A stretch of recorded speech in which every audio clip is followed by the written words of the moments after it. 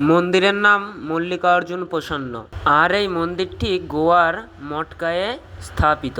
তো আমি এই মন্দির সম্পর্কে একজনকে জিজ্ঞাসা করেছিলাম, সে বলেছে এই মন্দিরটি প্রায় 60 বছর পুরনো মন্দির। মন্দিরটির চারি সাইডে জঙ্গল ও পাহাড় দিয়ে ঘেরা। মন্দিরটির অসাধারণ কারুকার্য, যেমন অনেক পুরনো মন্দিরের যেমন কারুকার্য হয় সেরকমই কারুকার্য। এটা হচ্ছে মন্দিরের প্রধান মূর্তি। আর আমি যখন মন্দিরে গিয়েছিলাম তখন মন্দিরটি ইলেকট্রিকের কাজ করছিল, আর কিছু সিসিটিভি ক্যামেরা মন্দিরের ভেতরে লাগাচ্ছিল। আর মন্দিরের ভেতরে কিছু পুরনো কলসি, আর এই যে মন্দিরের গায়ে দুটো ভগবানের নারায়ণের মূর্তি এখানে করা আছে, দেখতে খুবই সুন্দর লাগছে।